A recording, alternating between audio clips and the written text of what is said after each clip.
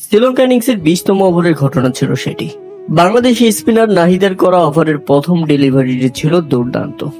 Sri Lankan batter কবিসা Dilhari bat চালিয়েছেন ঠিকই, তবে সেটাই যে তার জন্য কাল হয়ে দাঁড়াবে সেটা তিনি কল্পনাও করতে পারেনি।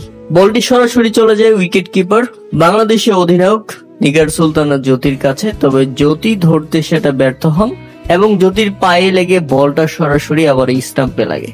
তবে তখনও কিছু বোঝা যাচ্ছিল না, দেখাই যাচ্ছিল দ্বার প্রান্তেই আছে ব্যাটসম্যানের পা, কিন্তু সেখানেই যে ঘটে গেছে সবচেয়ে বিব্রতকর ঘটনা সেটা বুঝতে পারেনি কেউ।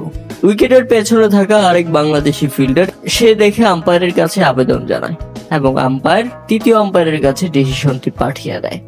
পরে দেখা যায় স্টাম্পিং না করলেও নিগার সুলতানা জ্যোতির পায়ে লেগে বলটা স্টাম্পে যখন আঘাত করে তখন ব্যাটসম্যানের পা ছিল মাটি থেকে উপরে, অর্থাৎ এ যাত্রায় আউট হয়েছেন শ্রীলঙ্কান এই ব্যাটার।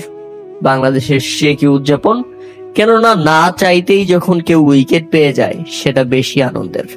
অবাক হয়ে ব্যাটসম্যান দ্বারস্থ হন আম্পায়ারের কাছে।